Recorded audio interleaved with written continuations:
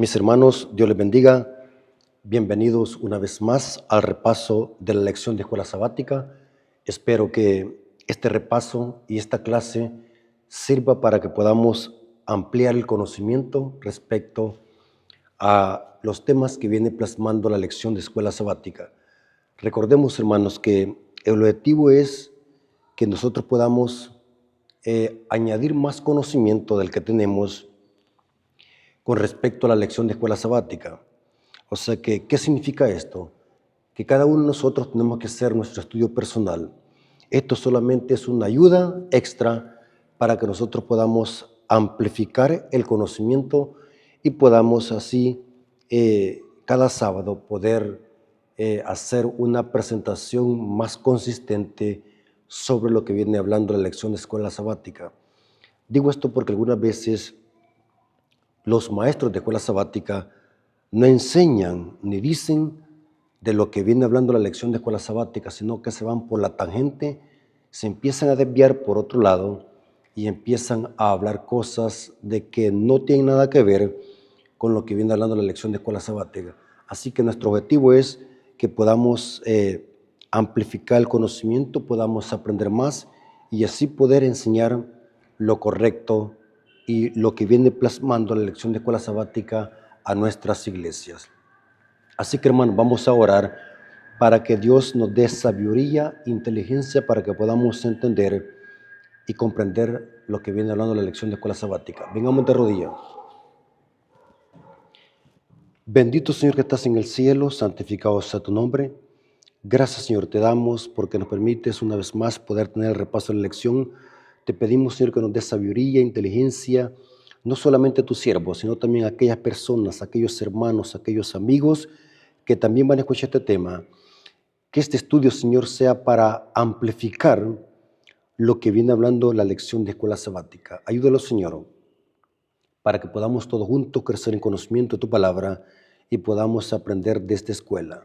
Te lo suplicamos en el nombre de Jesús. Amén. Ok, hermanos y amigos, Dios me los bendiga. Antes de iniciar a estudiar la lección de escuela sabática, quiero decirles, hermanos, como siempre lo hacemos, si en verdad quieren ayudar a este ministerio y quieren apoyarlo, háganlo de la mejor manera, suscribiéndose al canal, invitando a sus amigos y familiares a que se suscriban. Esto sirve para que esta plataforma sugiera esta clase de videos a otras personas. Reconocemos por la fe de que muchas personas, muchas almas van a conocer la verdad presente, el mensaje de Dios a través de esta clase de videos. Así que, hermanos, suscríbanse, den like a los videos, comenten y compartan para que así este canal pueda crecer y podamos alcanzar a muchas almas con la verdad presente, ya que ese es nuestro objetivo. Ok, quiero que se consiga su Biblia, la lección de escuela sabática, papel y lápiz para anotar esta información. Recordemos de que esta es una ayuda extra para que podamos nosotros comprender de lo que viene hablando la lección de escuela sabática. La lección que vamos a trazar en esta hora es la lección número 2 y trae como título Amor o egoísmo. Esa es la cuestión. Es interesante el versículo para memorizar. Dice lo siguiente: no temas que yo estoy contigo. No desmayes que yo soy tu Dios, que te fortalece. Siempre te ayudará, siempre te sustentaré con la diestra de mi justicia. Está esto en Isaías 41:10. Hermanos, la Biblia está llena de promesas. Esta es una de ellas. Es bien importante, hermanos, que entendamos lo siguiente antes de estudiar la lección de escuela sabática. Dios, en este conflicto entre el bien y el mal, Dios ha hecho provisión para proteger a su iglesia en este mundo donde se está llevando a cabo el último conflicto entre el bien y el mal. Ese conflicto que inició en el cielo se desate en esta tierra. Y aquí va a terminar. Y la iglesia sufre los ataques de Satanás. A pesar de eso, Dios ha hecho provisión para cuidar a su iglesia. Ahora bien, basándonos en eso, estudiaremos en esta lección de escuela sabática la doble estrategia de Satanás para engañar y destruir al pueblo de Dios. Lo que el maligno no consigue mediante la persecución, espera conseguirlo mediante la transigencia. A Dios nunca nada lo toma por sorpresa. Protege a su pueblo, incluso en los momentos más difíciles. La iglesia está sufriendo los ataques de Satanás. Cada hijo de Dios sufre los ataques de Satanás, porque Satanás odia a Cristo. Su principal odio en este conflicto entre el bien y el mal es contra Cristo. La rebelión en el cielo, vimos la semana pasada que se levantó contra Cristo. La enemistad y el odio era contra Cristo. Pero vamos a ver de que el diablo, al no poder derrotar a Cristo, persigue a la iglesia.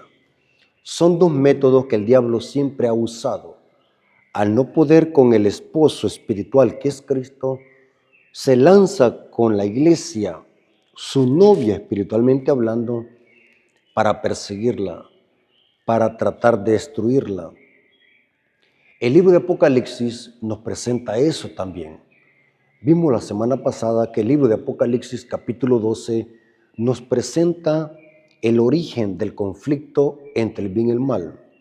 El mismo libro, el mismo capítulo 12 de Apocalipsis se presenta cómo Satanás, al no poder matar a Cristo, se lanza contra la iglesia. Noten cómo dice Apocalipsis 12, versículo 4. Hablando de Satanás, cómo trató de matar a Cristo cuando nació en esta tierra como un bebé. Y su cola arrastraba la tercera parte de las estrellas del cielo y las arrojó sobre la tierra. Y el dragón, que símbolo de Satanás, se paró frente a la mujer que estaba para dar a luz a fin de devorar a su hijo tan pronto como naciese. O sea, el odio primordial del diablo es contra Cristo. Pero al no poder matar a Cristo, se lanza contra la iglesia. Apocalipsis 12, los versículos 13 y 14. Lean conmigo, hermanos. Apocalipsis 12, versículo 13 al 14. Y cuando vio el dragón que había sido arrojado a la tierra, persiguió a la mujer. Noten que al no poder matar a Cristo cuando nació, ahora persiguió a la mujer que había dado a luz a su hijo varón. Es un énfasis a Cristo. Y se le dieron a la mujer dos alas de gran águila para que volase de delante de la serpiente al desierto, a su lugar, donde es sustentada por un tiempo y tiempos y mitad de un tiempo. Este es un énfasis a cómo Satanás usó al sistema papal durante la Edad Media para perseguir a la iglesia durante 1260 días. Aquel desierto representa cómo la iglesia huyó a los montes, a las colinas y a las montañas, huyendo de las persecuciones papales durante la Edad Media. Satanás, al no poder aniquilar a Cristo, se lanza contra la mujer. Y su principal odio ahora es contra la mujer, contra la iglesia. El diablo sabe que si le hace daño a la iglesia, le va a hacer daño a Cristo, porque la iglesia es el cuerpo de Cristo y Cristo es la cabeza. Eso dice Pablo. Ahora, es bien importante, hermanos, que entendamos el contexto de esta lección. El diablo ahora le hace la guerra a la iglesia. Y vamos a ver de que la Biblia nos presenta un panorama profético, cómo Satanás le hace la guerra al pueblo de Dios con el objetivo de corromperlo. Si no lo destruye, lo corrompe para que el pueblo caiga en apostasía y en rebelión. Dos métodos que el diablo siempre ha usado para destruir a la iglesia. Si no lo hace por medio de la persecución, lo hace a través de la apostasía, que la iglesia se corrompa desde adentro del pueblo de Dios y que el pueblo de Dios se extravíe siguiendo falsas doctrinas, apostasía y que se rebele en contra de la ley de Dios. Eso siempre lo ha sido de Satanás. Dos métodos, no los olvidemos, hermanos, en este estudio. Si no te aniquila a través de la persecución, como lo hizo durante la media, el diablo lo hace corrompiendo al pueblo de Dios moralmente y espiritualmente desde adentro. Bueno, el diablo sabe, hermanos, perfectamente bien de que matando a los hijos de Dios no se gana nada, porque el diablo observó de que entre más hijos de Dios morían por el evangelio, más el evangelio se multiplicaba. Así que el diablo dijo, este método no me resulta, no es que lo voy a dejar de hacer, lo que estoy viendo que no me resulta la persecución, así que voy a usar otro método. Haré que la iglesia se corrompa, haré que la iglesia se mundanalice, haré que la iglesia se olvide de la ley de Dios, haré que la iglesia en su medio entre en prácticas y costumbres mundanas, porque el diablo sabe que un pueblo que se mundanalice, que se corrompa, es la mejor forma de atacarlo y matarlo espiritualmente. Y vamos a ver que la lección de escuela sabática nos presenta desde esa perspectiva el conflicto entre el bien y el mal, que ahora es contra la iglesia. Por ejemplo, en el domingo 7 de abril, dice un Salvador con un corazón roto. ¿Por qué la lección de este día, del domingo 7 de abril, trae como título un Salvador con el corazón roto? ¿Cuál es el contexto de esta lección? ¿Y por qué se dice un Salvador con el corazón roto? Sencillo, hermanos. La lección, vamos a ver de que trae algunos textos bíblicos allí donde se presenta en las ocasiones donde Cristo se lamentó y lloró por Jerusalén. ¿Por qué Jesús lloró por Jerusalén? ¿Por qué Jesús, su corazón se le dolió al ver la rebelión de Jerusalén, su pueblo? Ponemos el contexto, porque en efecto, de eso viene hablando la lección del día domingo 7 de abril. Es importante, hermanos, entender que Jerusalén era el pueblo de Dios, el monte de Sión, donde fue construida Jerusalén, el templo de Jerusalén. Dios eligió a Jerusalén, a su pueblo, para que Jerusalén transmitiera el mensaje, el evangelio a todas las naciones y así estuviesen preparados todos para recibir al Mesías profetizado desde Génesis 3:15.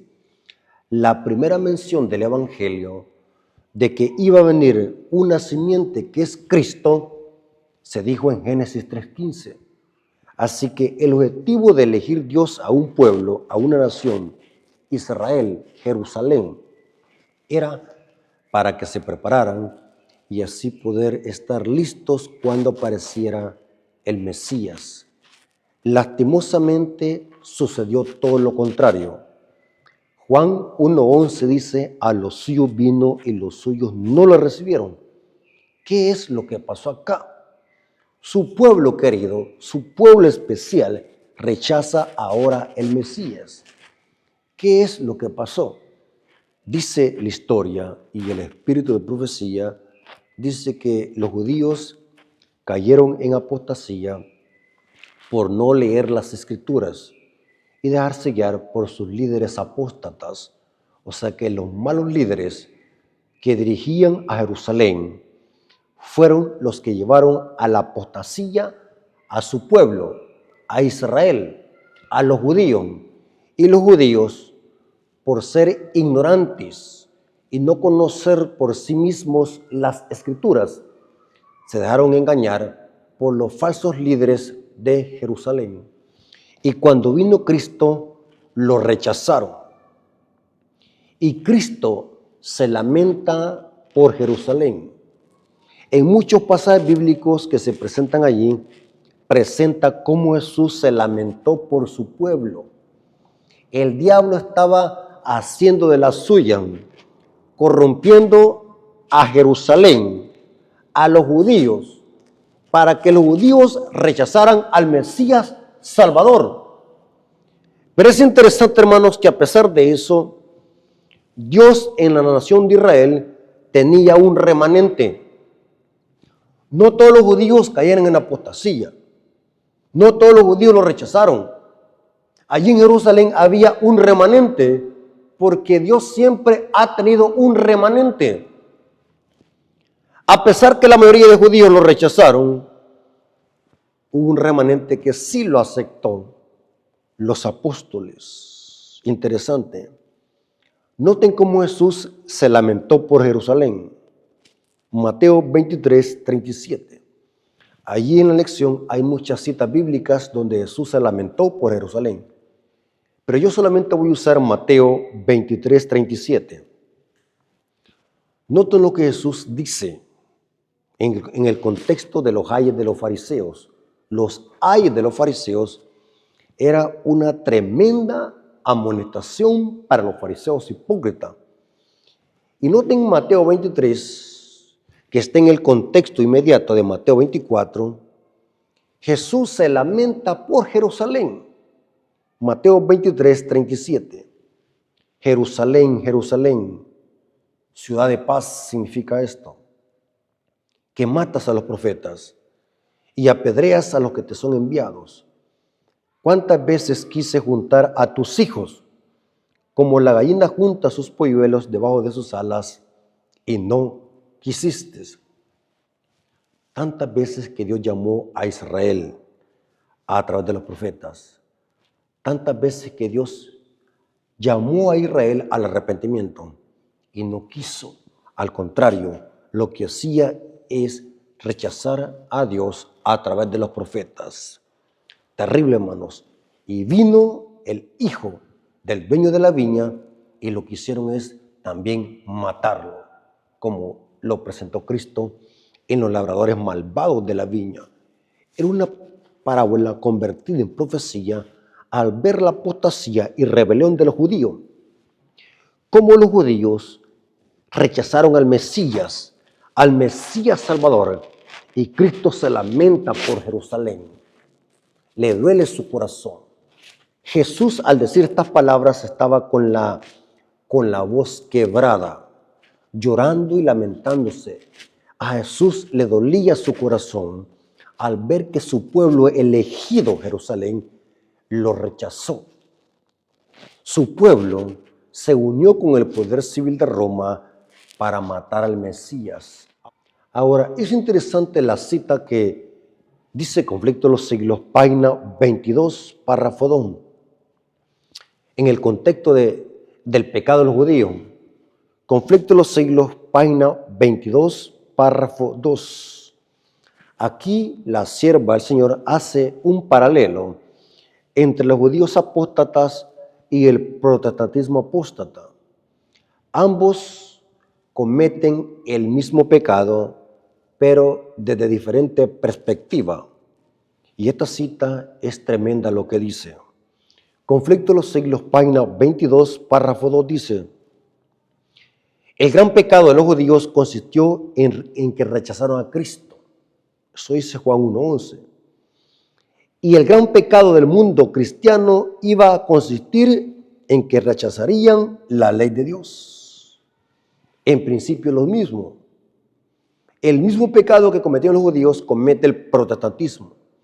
La ley es un reflejo del carácter de Cristo. Rechazar la ley es como rechazar a Cristo. O sea, es el mismo pecado, pero en diferente perspectiva. Los judíos amaban a la ley supuestamente profesaban amar la ley, pero vino Cristo y lo matan, lo rechazan. En el tiempo cristiano, actualmente, el protestantismo es lo contrario, pero es el mismo pecado desde diferentes perspectivas. El protestantismo, ¿qué es lo que hace hoy? Dicen amar a Cristo, aman a Cristo, Cristo aquí, Cristo salva, hay que creer en Cristo, Cristo te ama, pero rechazan la ley de Dios. Noten que es lo contrario de los judíos, pero en principio es lo mismo, porque la ley es un reflejo del carácter de Cristo. En otras palabras, el protestantismo comete el mismo pecado que los judíos apóstatas. El gran pecado del mundo cristiano iba a consistir en que rechazarían la ley de Dios, que es el fundamento de su gobierno en el cielo y la tierra. Los preceptos del Señor iban a ser menospreciados y anulados. Millones de almas sujetas al pecado, esclavas de Satanás, condenadas a sufrir la segunda muerte, se negarían a escuchar las palabras de verdad en el día de su visitación. Terrible ceguedad, extraña infatuación. Terrible, hermanos. Por eso es que Jesús se lamentó por la nación de Jerusalén, por los judíos, porque los rechazaron, a pesar de que las profecías eran reveladoras. Profeta tras profeta se levantó para reformar a Israel y que Israel estuviese listo para recibir al Mesías. Interesante. En ese contexto, a los judíos le iba a venir una gran desgracia. Satanás sabía lo que estaba haciendo. El diablo sabía de que si los judíos rechazaban a Cristo como nación, sobre ellos iba a venir un castigo que ellos mismos se lo iban a echar sobre sí. Cuando dijeron, vuestra sangre o la sangre de ese hombre caiga sobre nosotros y vuestros hijos. Cuando los judíos a voz en cuello rechazaron al Mesías y prefirieron que Herodes dejara libre a Barrabás, a voz en cuello los judíos estaban echándose una maldición sobre sí mismos. Al rechazar a Cristo, la nación judía estaba sembrando su propia ruina. En ese contexto se dice algo en la lección. La lección de escuela sabática cita Mateo 24, 15 al 20. Leámoslo, hermanos. Leamos de qué hablan esos textos bíblicos. Vamos a ver por qué se mencionan esas citas en el contexto del rechazo de Jesús por Jerusalén, la ciudad de paz.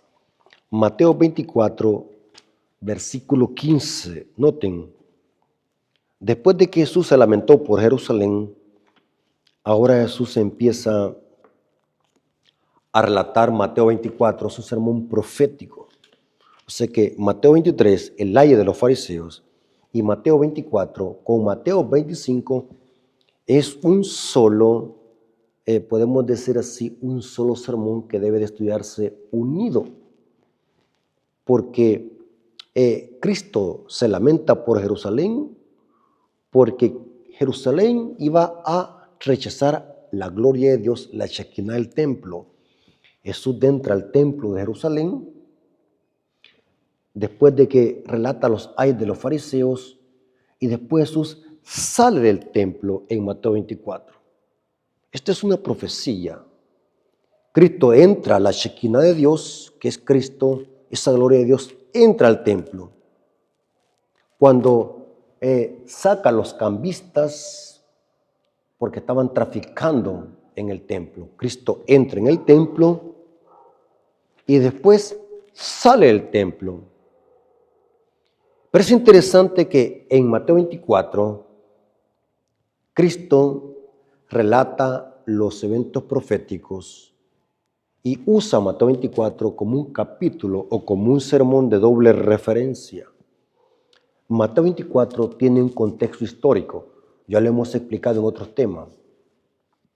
Mateo 24 se cumplió parcialmente antes de la destrucción de Jerusalén en el año 70 después de Cristo. Y Mateo 24 tiene una doble aplicación cuando se cumpla en escala mundial antes de la venida de Cristo. O sea que Mateo 24 es un sermón profético con doble referencia o doble cumplimiento antes del año 70 y después con el fin del mundo. En ese contexto, Cristo dijo algo interesante. Leamos, hermanos. Una hermana me dijo, hermano, explíqueme el por qué la lección trae allí Mateo 24, 15 al 20. Estoy leyendo en el día domingo. Dice, ¿qué instrucción le dio Jesús a su pueblo para salvarlo de la destrucción venidera de Jerusalén? Y cita Mateo 24, 15 al 20. Leámoslo, desde el 15. Noten cómo dice. Por tanto, cuando veáis en el lugar santo la abominación desoladora de la que habló el profeta Daniel, por falta de tiempo, hermanos, no puedo ser muy específico en cada detalle sobre estos versículos, pero se los voy a explicar a grandes rasgos. Por tanto, cuando veáis en el lugar santo la abominación asoladora, aquí el lugar santo es Jerusalén. Recuerden, o sea, en Jerusalén se iba a plantar la abominación asoladora. ¿Qué es eso de la abominación asoladora? De la que habló el profeta Daniel. Explico. La abominación asoladora que iba a ser puesta en el lugar santo, o sea, en Jerusalén, según otras referencias que encontramos en los evangelios, como por ejemplo en Marcos 13:14 y Lucas 21, 20 al 21, esa abominación asoladora era las invasiones romanas en manos del general Tito Vespasiano. La abominación asoladora era las invasiones romanas que iban a invadir y a destruir a Jerusalén en el año 70. Y Cristo dice, por tanto, cuando veáis en el lugar santo la abominación, o sea, cuando veáis a Jerusalén rodeada por ejércitos romanos, a eso se refería Cristo en la historia, lo corrobora Flavio Josefo y Tácito, historiadores judíos que vivieron cerca de la destrucción de Jerusalén en el año 70. Si alguien quiere los libros de Flavio Josefo y Tácito, escríbanme, se los voy a mandar en PDF para que los puedan ustedes descargar y leer. Es una vasta cantidad de información de Flavio Josefo y Tácito. Es interesante, hermanos, que los romanos, que era la abominación asoladora, sitiaron a Jerusalén. O sea, la abominación se puso en el lugar santo. Y cuando eso pasara, noten qué dice. Entonces, los que estén en Judea, huyen a los montes. O sea, aquí va a ser el momento para salir a huir de Jerusalén. ¿Cuándo? Cuando vieran los discípulos que los romanos sitiaran a Jerusalén, la rodearan con ejército. Eso sucedió en el año 66 después de Cristo. El sitio de Jerusalén fue en el año 66. La destrucción fue en el año 70. En el sitio de Jerusalén, que fue en el año 66, era la oportunidad para que los discípulos de Cristo salieran a huir a los montes. Y noten cómo dice, y el que esté en la azotea no descienda para tomar algo de su casa, y el que esté en el campo no vuelva atrás para tomar su capa. Mas hay de las que estén cintas y de las que críen en aquellos días. Orad para que vuestra huida no sea en invierno ni en día de reposo. Cristo le está diciendo a los discípulos, porque en el versículo 3 Cristo está hablando con los discípulos. Cristo le está advirtiendo a los discípulos, cuando vean a Jerusalén rodeada por ejércitos romanos, huyan. Esa va a ser la señal para que salgan a huir. Váyanse a los montes, y los que estén en los montes no vuelvan a su casa a tomar su capa. O sea que los discípulos iban a ver una señal. ¿Cuál señal? Es interesante que Flavio Josefo y Elena de White en el conflicto de los siglos dice que esa señal que iba a ser una alerta para que los discípulos salieran a huir de Jerusalén a los montes es que los romanos plasmaron los estandartes, eran unas banderas en el suelo de Jerusalén, y esas banderas, esos estandartes tenían el dios Sol. Cuando los discípulos vieron eso, que los romanos plantaron esos estandartes en el suelo de Jerusalén, inmediatamente los discípulos dijeron, esta es hora de salir. La pregunta es, si los discípulos iban a estar en Jerusalén cuando vieran la abominación asoladora, ¿cómo iban a salir a huir a los montes si la ciudad estaba sitiada? Muy buena pregunta. Escuchen la pregunta. Si los romanos iban a rodear a Jerusalén en el año 66, ¿por dónde iban los discípulos a salir a huir?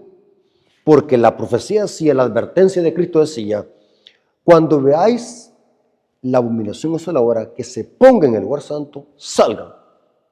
Pero si la ciudad estaba rodeada, ¿cómo iban a hacer los discípulos para salir a huir? Es interesante, hermanos, que por eso es que la lección en el día siguiente, que es en el lunes 8 de abril, trae como título Cristianos salvaguardados providencialmente.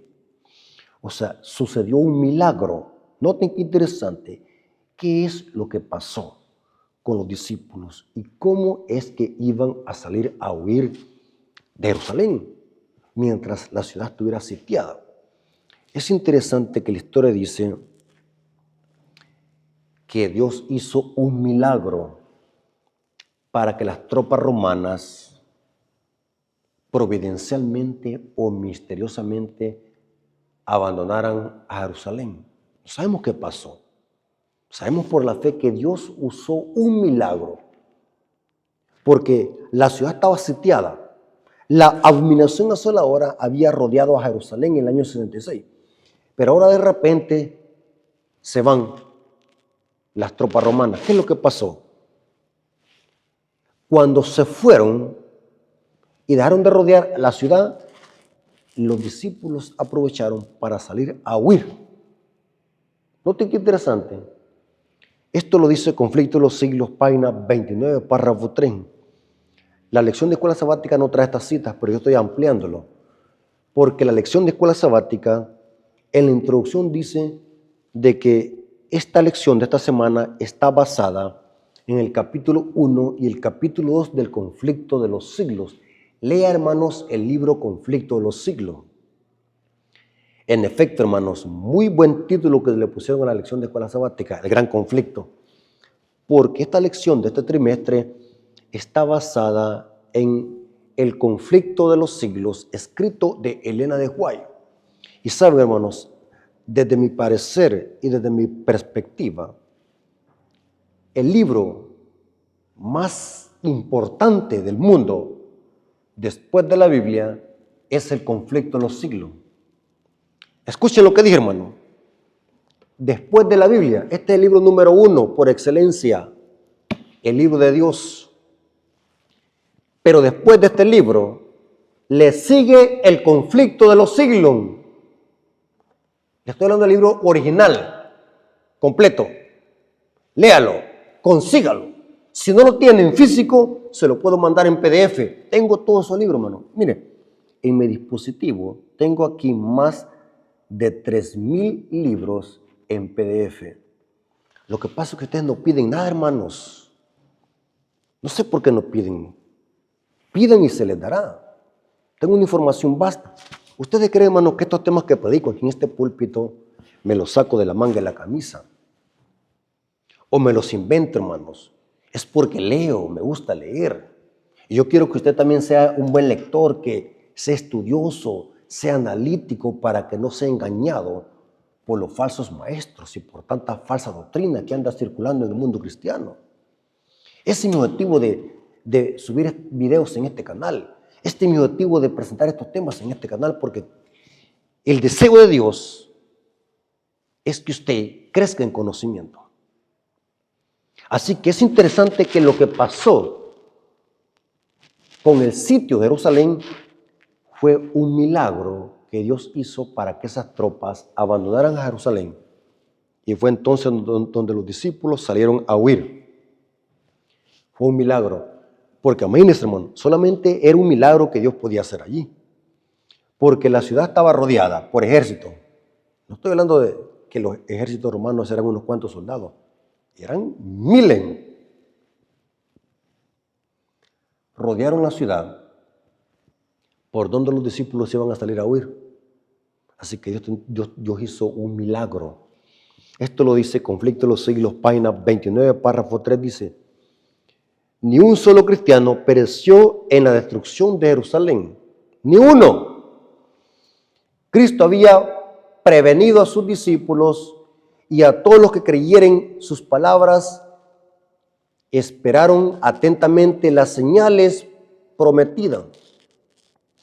Cuando veréis a Jerusalén cercada de ejércitos, había dicho Jesús, sabed entonces que su destrucción ha llegado. Entonces los que estuvieran en Judea huyen a los montes, y los que en medio de ella estén, váyanse. Y cita Lucas 21, 20 al 21. Y noten cómo dice: después que los soldados romanos, al mando del general Sestio Galo, porque quien le dio órdenes al general Sestio Galo fue Tito Vespasiano. Y dice, al mando del general Sestio Galo, hubieron rodeado la ciudad, abandonaron de pronto el sitio de una manera inesperada. Y es cuando todo parecía favorecer un asalto inmediato.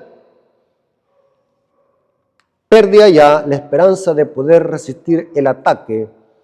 Los sitiados estaban a punto de rendirse cuando el general romano retiró sus fuerzas sin motivo aparente para ello, porque era Dios que estaba obrando. Empero la provisora misericordia de Dios había dispuesto el acontecimiento para bien de los suyos. Y fue entonces donde los discípulos salieron a huir. Por eso es que la lección dice como título: cristianos salvados y salvaguardados por providencialmente o por la providencia divina. Ahora, pero es interesante que una hermana me dijo, explíqueme Mateo 24, 20. Y se lo voy a explicar, hermanos, antes de pasar al siguiente día.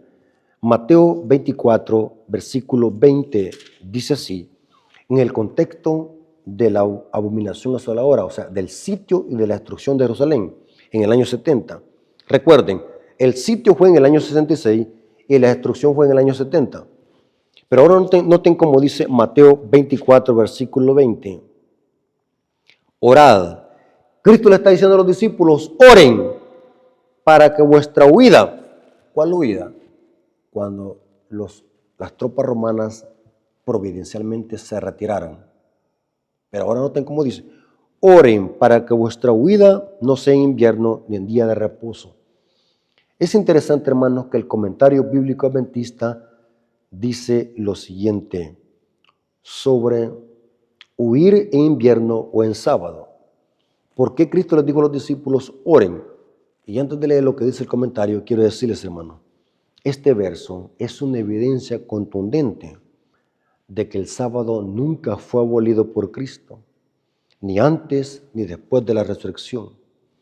Esta es una evidencia que 40 años después de la resurrección de Cristo, los discípulos iban a estar guardando el sábado. Noten, 40 años después de la resurrección de Cristo, porque la destrucción de Jerusalén fue en el año 70, no se olviden. Y Cristo murió en el año 31, o sea, 40 años después de la muerte de Cristo, los discípulos iban a estar guardando el sábado, no el domingo. Noten, Esta es una evidencia irrefutable que nadie puede refutar. Lo corrobora la Biblia, la historia, y lo corrobora Flavio Josefo y Tácito. Oren, pues, para que vuestra huida no sea en invierno ni en día de reposo. ¿Qué significa ni en invierno ni en día de reposo? Comentario Bíblico Adventista dice lo siguiente: no sea en invierno.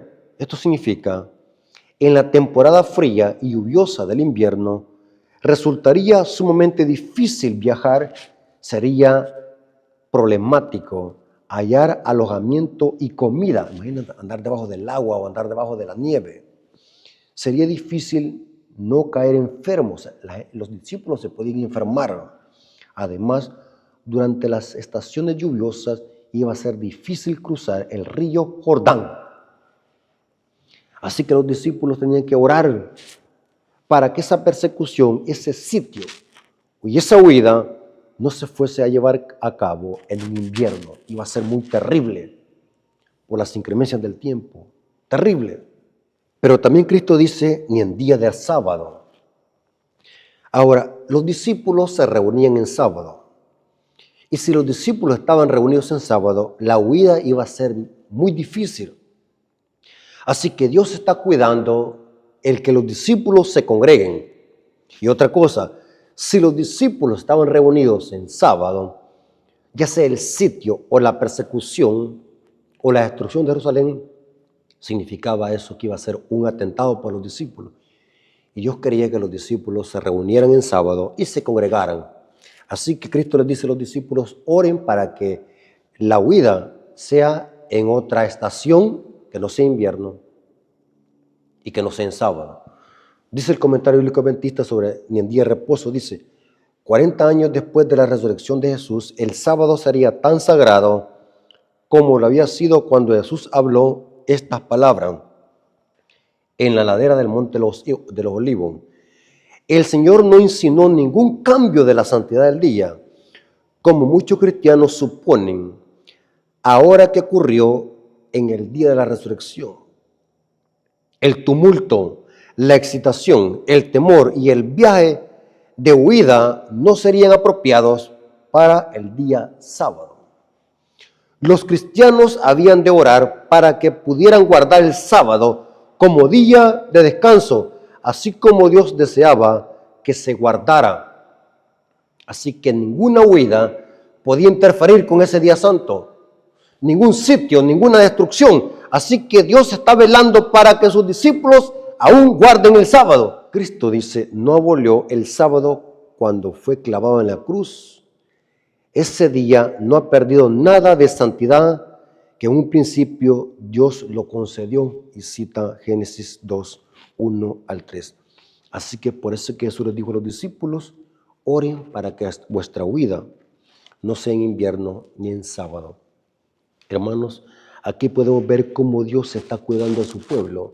En medio de un conflicto terrenal que se puede ver, hay un conflicto espiritual.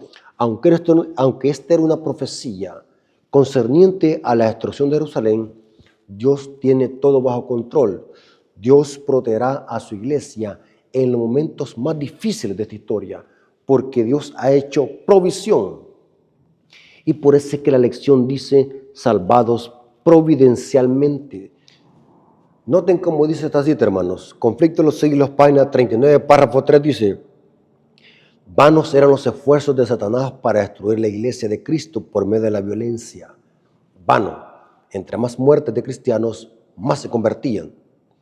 La gran lucha en que los discípulos de Jesús entregaban la vida no cesaba cuando estos fieles portaestandartes caían en su puesto, triunfaban por su derrota. Los siervos de Dios eran sacrificados, pero su obra seguía siempre adelante. Así que, hermanos, estas son promesas de consolación. El diablo jamás va a poder detener a la iglesia, porque la iglesia es de Cristo. No importa lo que el diablo quiera hacer, persecución, Dios protege a la iglesia. No importa si el diablo mete corrupción y apostasía, Dios tiene un remanente dentro de la iglesia, y ese remanente gime y clama por las abominaciones.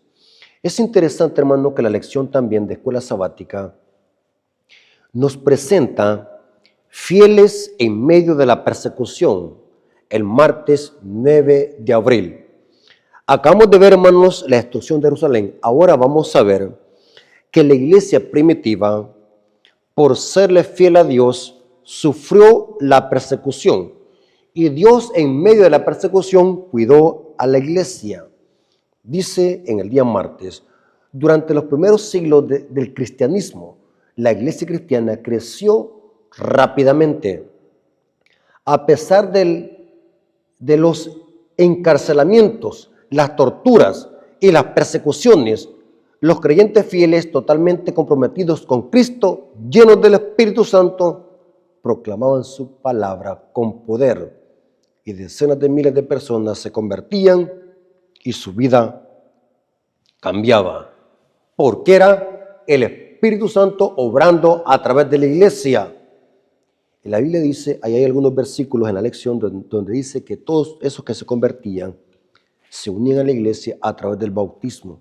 Y la iglesia crecía. El diablo esto le enfurecía. Noten, entre más mataba cristianos, entre más los perseguía, la iglesia crecía más, se expandía por todos lados, se expandía por toda Asia. Los apóstoles predicaban, aún así el diablo los encarcelaba y eso no podía detener la predicación del evangelio. Los discípulos predicaron bajo ataque y bajo persecución. Hermanos, y esto es bien interesante lo que voy a decir. Una cosa es predicar en tiempo de paz. Eso es bien fácil, hermanos, y esto lo puede hacer cualquiera. Ir a dar un estudio bíblico a las calles en tiempo de paz, donde nadie le prohíbe ni nadie lo persigue. Eso es lo más lindo, ir a dar un estudio bíblico, ir a tocar una puerta y decirle a las personas, buenos días, Dios le bendiga, aquí andamos predicando el evangelio. Eso es hermoso, hermano. Los que han tenido oportunidad de ir a dar un estudio bíblico van a ver que eso es hermoso, andar predicando el evangelio. Pero una cosa es predicar el evangelio en tiempo de paz y otra cosa es predicar el evangelio en tiempo de persecución. Cuando la iglesia es perseguida, ahí se ve quién es quién. La persecución purifica a la iglesia y refina el oro puro. El cristiano fiel permanece más firme como una roca, mientras que la persecución purifica a la iglesia de la apostasía y de los apóstatas que hay en Sión. La iglesia predicaba bajo persecución, la iglesia primitiva. Es interesante que no faltó donde el diablo empezó a hacerle la guerra a la iglesia primitiva. Al ver que la iglesia estaba creciendo, se bautizaban por miles. Metían a los discípulos a la cárcel, volvían a salir por providencia divina y seguían predicando. El diablo estaba furioso y levantó la persecución, hermanos. Voy a leerles una cita. ¿Dónde inició la persecución? Hechos capítulo 8, versículo 1. Es tremendo, hermano, dónde inició la persecución de los discípulos. Simplemente por predicar el evangelio, porque el diablo lo que quiere es callar a la iglesia, que no prediquemos el evangelio. Hechos capítulo 8, versículo 1. Aquí todavía Saulo no conocía el evangelio. Saulo, más tarde llamado el apóstol Pablo. Y Saulo consentía en su muerte, hablando de la muerte de Esteban. Y en aquel día hubo una gran persecución contra la iglesia. Estoy leyendo Hechos capítulo 8, versículo 1. Noten, y en aquel día hubo una gran persecución contra la iglesia que estaba en Jerusalén. Lo que acabamos de ver, hermanos, ¿quién rechazó al Mesías? Jerusalén. ¿Dónde ahora se levanta la persecución? En Jerusalén. Y todos fueron esparcidos por las tierras de Judea y de Samaria, salvo los apóstoles. En el día miércoles se viene hablando de la asistencia a la comunidad. Interesante. ¿Por qué la lección trae como título este tema? Me llama la atención, hermanos, el párrafo primero de este día. Dice, la iglesia cristiana primitiva crecía no solo porque sus miembros predicaban el evangelio, sino porque lo vivían. Noten, asistencia a la comunidad significa es porque lo vivían el evangelio. O sea, no solamente lo predicaban, hermano. Ambas cosas son importantes, no vayan a pensar mal. Predicar el evangelio es importante y vivirlo es importante. Cuando las dos cosas se unen, eso tiene impacto en la comunidad que nos rodea. ¿Por qué los discípulos tenían impacto en la comunidad donde ellos vivían? Porque vivían lo que predicaban. ¿Por qué nuestros mensajes no tienen impacto en las personas de nuestra comunidad? Porque no tenemos un buen testimonio. Como iglesia estamos dando mucho que desear. Tenemos un mal testimonio en nuestro vecindario. ¿Y de qué sirve que tengamos un mensaje hermoso? Un mensaje que ángeles quisieran predicarlo. ¿De qué sirve que conozcamos las profecías de Daniel Apocalipsis y tengamos un mensaje de verdad presente para esta historia? Si como iglesia no lo vivimos, el impacto de los discípulos en la iglesia primitiva es porque lo que predicaban lo vivían. Y esto tuvo un gran impacto en la comunidad que lo rodeaba. Por eso es que ganaban almas. Y dice la lección, aquí mismo, en este día, estos creyentes del Nuevo Testamento siguieron el modelo de Cristo, a quien, como expresó Pedro, Dios ungió con el Espíritu Santo y con poder. Aquí Pedro está hablando acerca de nuestro Señor Jesucristo.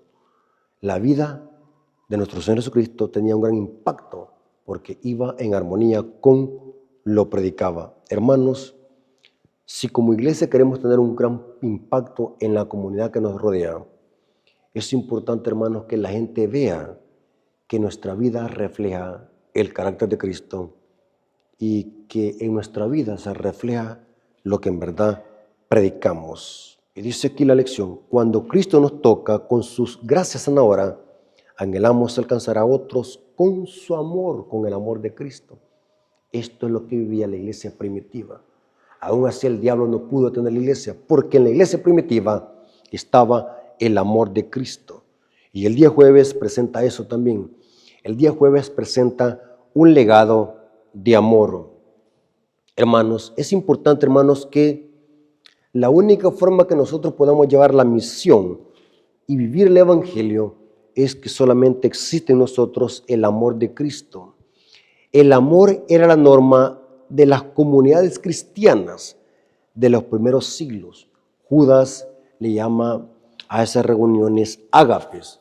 Noten que así se le llamaba a las reuniones de los cristianos cuando se reunían, ágapes, porque en los cristianos se veía el amor de Dios, hermanos. Es bien importante eso. Y aquí dice la lección eso.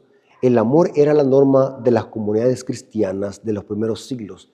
Tertuliano afirma, son principalmente las obras de un amor sumamente noble las que lleva a muchos a poner su marca sobre nosotros. Vean, dicen, cómo se aman unos a los otros. Esta es una referencia que está en Apología 39 de Tertuliano, traducido al inglés. O sea que es importante, hermanos, que en la iglesia se vea el amor de Cristo para que podamos tener impacto en los no creyentes. Y cuando hablamos del amor de Cristo, no estamos hablando de un amor sensacionalista o sentimental o un amor ecuménico, como que el que se presenta hoy y el que se ha pervertido. Estamos hablando del amor ágape, el amor genuino de Dios. La gente necesita conocer el amor de Dios revelado en sus mandamientos. Por eso, hermanos, un legado de amor. Nuestro mensaje que predicamos tiene que ir lleno de amor. Y cuando se predica la verdad y la vivimos, es una forma de demostrarle al mundo que el amor de Cristo reina en nosotros.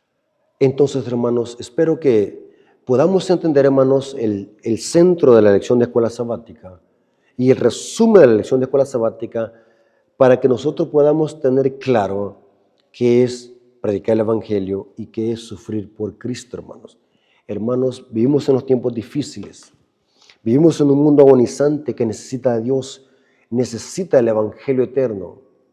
Pero hermanos, necesitamos demostrarlo a la gente, así como hacían los discípulos en la iglesia primitiva, que la gente vea que nosotros nos amamos unos a los otros, que la gente vea que estamos unidos en amor y en verdad, que la gente vea que en realidad el Evangelio nos ha transformado, porque solamente así tendrá impacto en las personas que aún no conocen de Jesús.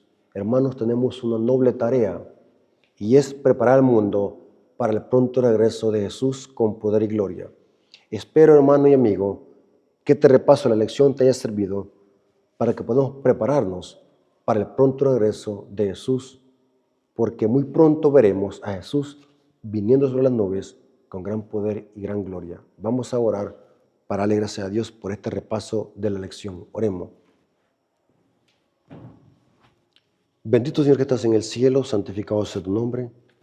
Gracias, Padre, porque nos permitiste tener el repaso de la lección. Te pedimos, Señor, que nos ayudes a tener ese carácter de la iglesia primitiva, ese amor, ese celo, que a pesar de las vicisitudes y persecuciones y pruebas, la iglesia se mantuvo predicando el Evangelio, porque en la iglesia existía el amor de Cristo.